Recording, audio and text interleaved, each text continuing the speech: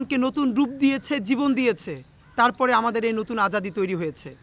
আমরা কাছাকাছি সময়ে দেখতে পাচ্ছি বিভিন্ন প্রাইভেট বিশ্ববিদ্যালয়ের শিক্ষার্থী সহ এই জুলাই আন্দোলনে যারা ওতপ্রোতভাবে জড়িত ছিল অনেকের উপরে তাদের উপরে হামলা করা হচ্ছে এবং ইতোমধ্যে আমরা অন্তত 5 জনের খবর নিশ্চিত হয়েছি যাদেরকে বিভিন্নভাবে হত্যা করা হয়েছে। বাংলাদেশের মিডিয়াগুলো এইগুলোকে ফ্রেমিং করছে যে ছিনতাইকারীর ছুরিকাঘাতে, কাউকে বলছে যে টোকাই, কাউকে বলছে খাবারের উচ্ছিষ্ট নিয়ে ঝগড়া হয়েছে। এই কখনো ছুরিকাঘাত ছিনতাইকারীর উপর নাম দিয়ে, কখনো খাবারের উচ্ছিষ্টের ব্যবসার নাম দিয়ে এইগুলোকে ফ্রেমিং করে করে এই স্পিরিটকে নষ্ট করা হচ্ছে। সবার আগে আমরা আপনাদেরকে স্পষ্ট জানাতে চাই, প্রথম আলো বলেছে যে সে একজন টোকাই ছিল অথবা খাবারের উচ্ছিষ্ট নিয়ে ব্যবসা করত। খাবারের উচ্ছিষ্ট ব্যবসা করা তো দূরের কথা, প্রফেশনালি যদি কেউ একজন প্রস্টিটিউট হন এবং তিনি জুলাই আন্দোলনের জন্য জীবন দেন বা আহত হন, তিনি আমাদের সবচেয়ে বেশি শ্রদ্ধার পাত্র। সুতরাং আমাদেরকে এগুলো শিখাতে আসবেন না যে খাবারের উচ্ছিষ্ট নিয়ে ব্যবসা করে, কে টোকাই, কে মাদকসেবী। জুলাই বিপ্লবের জন্য যে জীবন দিয়েছে, জুলাই বিপ্লবের জন্য যে আহত হয়েছে, যে রাস্তায় নেমেছে, তার ধর্ম, বর্ণ, পেশা নির্বিশেষে তারা আমাদের নয়া বাংলাদেশের সবথেকে বড় সংগ্রামী মানুষ।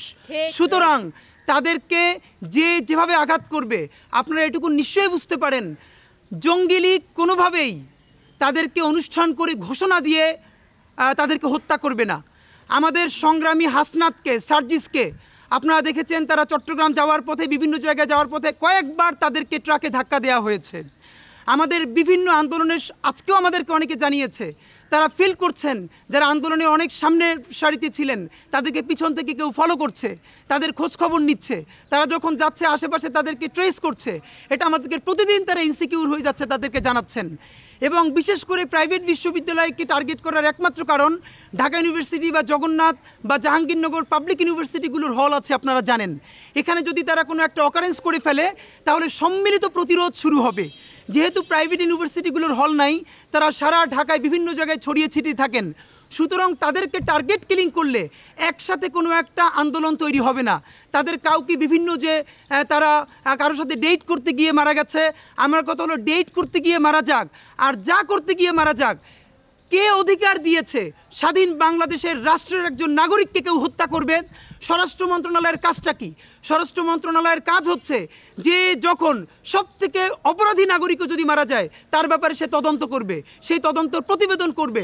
তাহলে স্বরাষ্ট্র মন্ত্রণালয় এখনও সেই প্রতিবেদন জানাচ্ছে না কেন যে ছাত্ররা কীভাবে নিহত হচ্ছে, আন্দোলনকারীরা কীভাবে নিহত হচ্ছে? আপনাদেরকে আমি শুধু 1 মিনিটে জানাতে চাই, গত কয়েকদিনে এখন পর্যন্ত আমরা নিশ্চিত হয়েছি কমপক্ষে 5 জন যারা জুলাই বিপ্লবে ওতপ্রোতভাবে জড়িত ছিল, সামনের সারিতে নেতৃত্ব দিয়েছে তার প্রতিষ্ঠানে, তারা বিভিন্নভাবে হত্যার শিকার হয়েছে। ইস্ট ওয়েস্ট ইউনিভার্সিটির শিহান, যার লেখালেখিতে প্রচণ্ড ভারত বিরোধিতা ছিল, ভারত বিরোধিতা বলতে ভারতের আগ্রাসনের বিরোধিতা ছিল তার লেখার মধ্যে, তাবেদারির বিরুদ্ধে লেখালেখি করত। আপনারা জানেন 12ই ডিসেম্বর তাকে গাজীপুরে হত্যা করা হয়েছে। এআইইউবির সীমান্ত, তাকে নারায়ণগঞ্জে হত্যা করা হয়েছে 12ই ডিসেম্বর। আদমজি কলেজের কাব্য এবং সুজানাকে আপনারা জানেন যে হত্যা করে তাদেরকে পূর্বাচলের লেকে তাদের লাশ পাওয়া গেছে।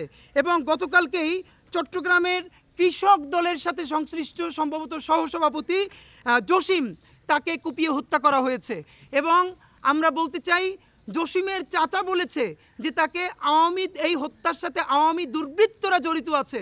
আর প্রথম আলো নিউজ করেছে যে খাবারের উচ্ছিষ্টর ব্যবসা নিয়ে তাকে তারা নিজেরা হত্যা করেছে। সুতরাং এই প্রথম আলোকে কপি করে সব মিডিয়াগুলো এভাবে নিউজ করেছে। আপনাদেরকে শুধু আমি জানাতে চাই, একটা মূলধারার নিউজ যখন মিসলিডিং করে মিথ্যা কথা বলে তখন সেটা সব জায়গায় কীভাবে কপি হয়ে যায়। আমাদের এখানে শহীদ ফাহমিনের মা এসেছিলেন, শহীদ ফাহমিনের ব্যাপারে একটি পত্রিকা নিউজ করেছে ফাহমিন বাসার থেকে এটিএম বুথে টাকা তুলতে গিয়েছিল, সেই পথে গুলি লেগে সে মারা গেছে। অথচ শহীদ ফাহমিনের মা এসে আমাদেরকে ছবি দেখিয়েছেন তার ছেলে কিভাবে এইখানে পেস্ট লাগিয়ে যাতে টিয়ার সেল তাকে ক্ষতিগ্রস্ত করতে না পারে তারপরে আন্দোলনে গিয়েছিলেন, এরপর সে সেইখানে শহীদ হয়েছে। এবং শহীদ ফাহমিনের কথা আপনারা এখনই সার্চ করলে দেখবেন, একটা মূলধারা নিউজ করেছে সে এটিএম বুথের টাকা তুলতে গিয়ে মারা গেছে, সবাই সেটা কপি পেস্ট করে দিয়েছে। এইভাবে ফ্রেমিং করে আমাদের বিপ্লবীদেরকে তাদের চরিত্রকে প্রশ্নবিদ্ধ করা হচ্ছে জনমানুষে।